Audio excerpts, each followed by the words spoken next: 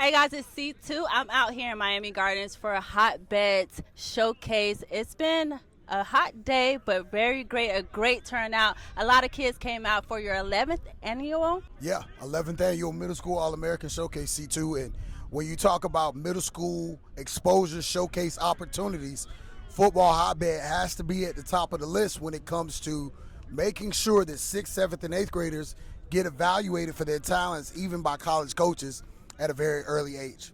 Now, Brenda, you've been doing this for a very long time. Why is it so important to showcase the middle schoolers? Well, you have to understand now with NIL and all the things happening with the transfer portal, kids have to go into high school with somewhat of a name in consideration, especially kids that have the size and the speed already to play at a high level in high school.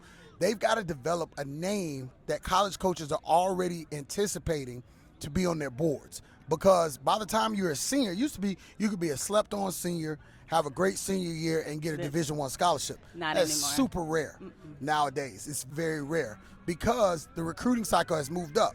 Because in the summer, like right now, the class of 26 is on OVs. It used to be those OVs took place in the fall. A rule passed several years ago we could start OVing as a junior in April.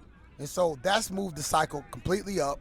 With the transfer portal, that gives coaches other things they have to do. So a long story short, you have to have a name as soon as you can get one. And 8th grade going into 9th grade is super important. University of Miami offered a 6th grader, 6th going to 7th on yesterday. And he's taller than me. I'm 5'11". So this is the kind of thing that's continuing to happen all over the country.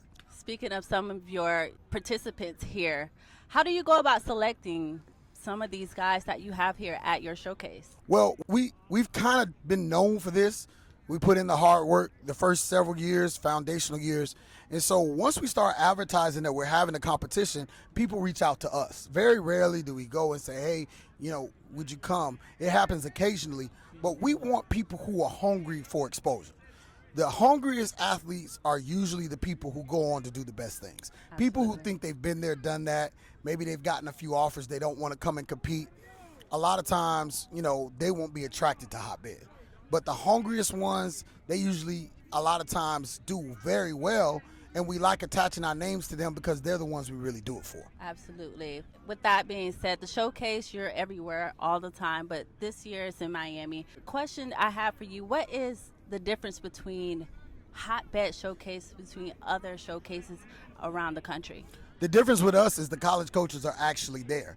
Like when you see the photos, you'll see Mario Cristobal talk to the kids. You'll see Coach Kevin Beard watch the workouts of the skill players. You'll see the entire recruiting department at the University of Miami was present from the moment we stepped on the field at 1 o'clock until we got off the field about 5 o'clock yesterday in the indoor practice facility. That's the difference. They had a camp in Miami in March. Prior to us, they had almost 200 kids. There wasn't one coach in the building. They didn't do one tour. They met nobody. All they did was have a camp indoors. We had an exposure showcase, and 3 kids were offered. You can't get offered if no coaches are there. And so I'm not downing anybody, but we've put the effort in to building relationships that matter. And that's why, in addition to Miami, we've been at Arizona, University of Arizona, and we've been at Georgia Tech twice. Next year, breaking news, C2, I'm giving it to you first. Love it. We're going to Chapel Hill, North Carolina. Bill Belichick, the home of the Tar Heels, will be hosting our National Middle School Showcase there. So we prove that we have relationships all over the country. We want to give different kids in different areas of the country opportunities to show what they can do. I love that you moved. That would be a huge camp. I'm looking forward to that as well. Now, this is your 11th annual. What's your vision when it comes to hotbed? How are you looking to improve this every single year and having all of these participants come out here? We want to get better players. We want to get better coaches. We want to get better facilities. We want to do 2 days of college instead of just one. The UNC Chapel Hill area, that's close to Durham where Duke is. That's close to NC State, Raleigh where NC State is. So that gives us an opportunity to maybe do something on 2 different days. We tried to do it with FIU and FAU. We weren't able to accomplish that in South Florida. Hopefully we can, when we come back home in the future, we can get those things done. Those coaches, they kind of change a lot. So it makes it Gotcha. harder at that level. There's more stability at the P4 level with coaching. Gotcha. So, but at the end of the day, we just want to improve in every area. We want to be more organized. We want to have more exposure, bringing people like yourself out to come and interview these athletes with the media training, helping them get ready for the next level.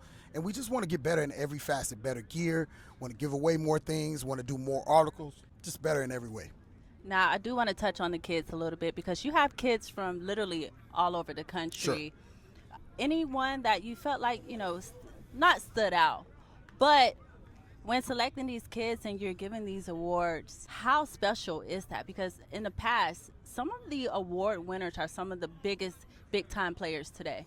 Yeah, I've had award winners go be major players, go be draft picks, and I've had guys that finished last, turn out to be big players. We don't really know yet. We get a glimpse. We see some traits.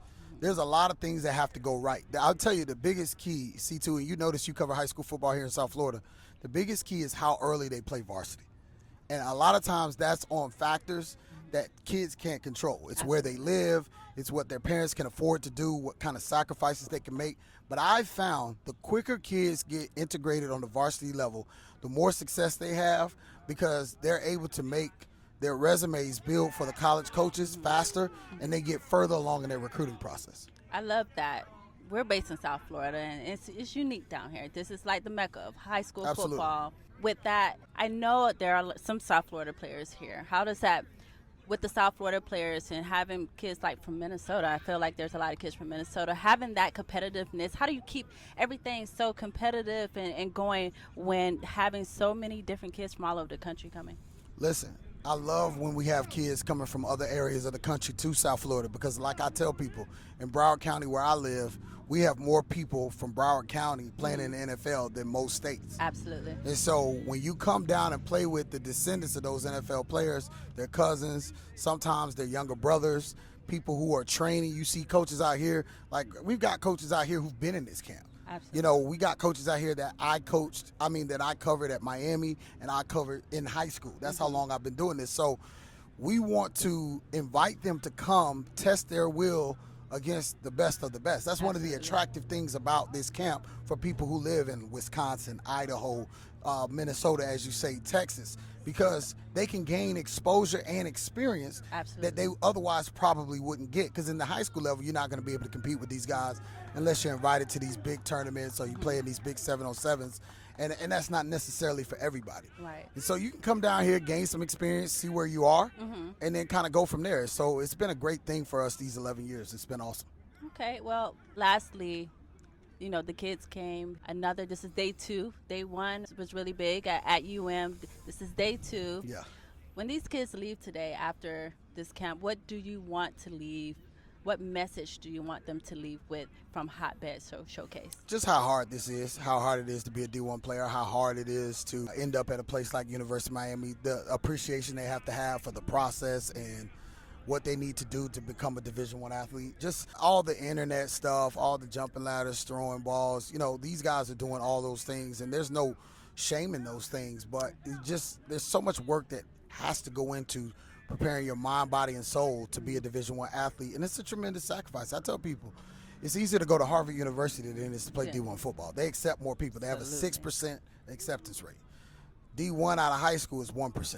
And so we can control the variables in academics. You can test and study for AP English hasn't changed in 12 years. It hasn't changed in 20 years since I took it, since you took it. So at the end of the day, AP Algebra is not changing, AP Statistics. We know what to expect. Division I football changes every year. Absolutely. There are new rules. Kids are getting bigger, faster, stronger. They're offering people down to 6th, 7th grades now. This is an ever-changing sport. So you want to be a part of this. It's really difficult. And all I want them to take away from this is, man, I haven't been taking this as seriously as I need to. I haven't been working on it. I'd say, look, if you don't work till you want to give up, you're not working hard enough. Well, Brandon, amazing word. I'm sure they will take you. You've been in their face all day, showing love, giving them I can get a little crunk, but, it's with love.